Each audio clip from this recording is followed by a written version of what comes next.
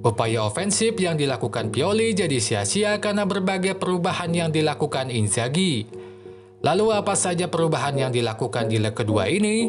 Dan bagaimana perubahan tersebut bentukan Milan? Temukan jawabannya di video ini. Inzaghi tetap bermain dengan formasi andalan 3-5-2. Rotasi kembali ia tunjukkan di laga ini. 8 pemain inti yang diistirahatkan di laga sebelumnya kini masuk kembali ke line up.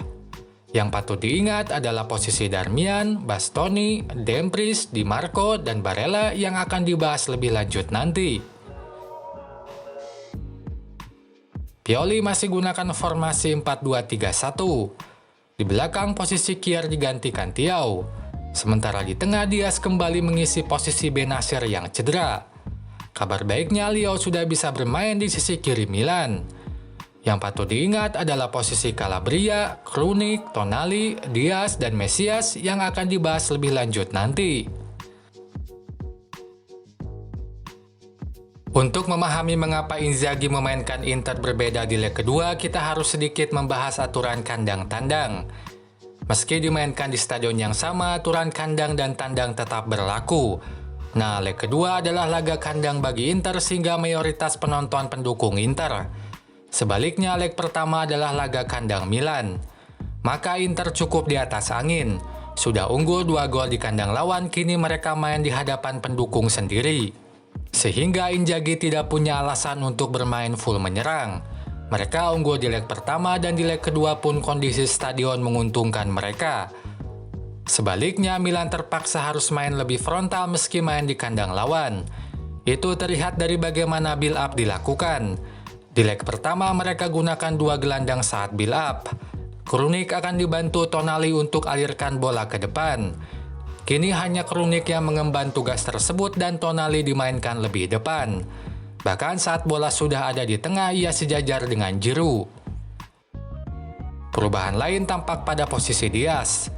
Bila di leg pertama ia bergantian ada di kedua sisi, kini dominan hanya di kiri. Selain itu, Calabria pun lebih banyak maju sehingga ada 3 pemain di sisi kanan yaitu Mesias, Diaz, dan Calabria. Padahal normalnya Calabria lebih defensif dengan jarang maju. Ini adalah upaya Pioli untuk membuat Milan lebih ofensif dengan tidak hanya mengandalkan Leo dan Theo di kiri, tetapi juga 3 pemain tersebut di kanan. Situasi tersebut mengubah pressing yang dilakukan bek Inter. Inter memang tetap bermain dengan 5 bek. Hanya saja satu di antara mereka akan lebih maju untuk lakukan pressing, sehingga 4 bek tersisa di belakang. Nah, bila di leg pertama Darmian yang banyak mempressing ke lini tengah, kini hal tersebut tidak terjadi. Karena Diaz tidak ada lagi di sisi pertahanan Darmian. Justru sekarang Bastoni yang melakukan hal tersebut karena Diaz ada di sisi pertahanan Bastoni. Namun yang harus dicermati adalah proses transisi pressing ini, di mana tiap pemain bergantian mempressing dengan formula 4-1. 4 bek di belakang, 1 bek mempressing. Misalnya saat Bastoni mempressing, 4 bek lainnya akan bertahan di belakang. Lalu saat Dumfries di kanan mempressing, maka 4 bek lainnya akan di belakang. Ini membuat pertahanan Inter kokoh meski selalu ada bek yang mempressing ke lini tengah. Alhasil dominasi 56,3% penguasaan bola Milan jadi hambar. Sebab serangan mereka selalu mentok di depan transisi apik pertahanan Inter. Itu pun tampak dari total shot. Milan kalah jauh dari Inter padahal mereka dominan dalam penguasaan bola dan harus mengejar 2 gol dalam agregat. Tidak hanya dalam bertahan, formula 4-1 pun Inzaghi terapkan dalam menyerang. Normalnya Inter akan memajukan 2 wingback-nya segera setelah build up dilakukan. Jadi 2 penyerang akan diapit 2 wingback di depan. Tapi di laga ini itu dilakukan berbeda. 2 wingback tetap maju tapi tidak sekaligus. Di banyak situasi hanya salah satu wingback yang sudah ada di depan.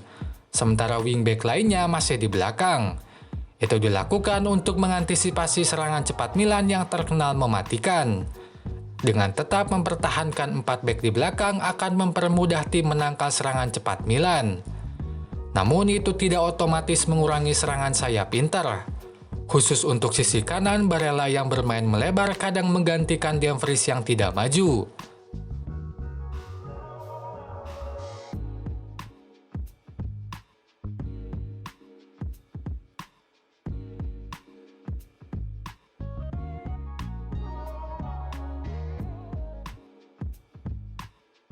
Saat bertahan, Pioli menempatkan Leo di depan untuk bersiap lakukan serangan cepat. Nah, ini diatasi Inzaghi dengan menugaskan Dumfries menjaga Leo. Sehingga saat ia tidak maju berarti ia sedang mengawal Leo di belakang. Leo pun tampak kehilangan sentuhannya di laga ini.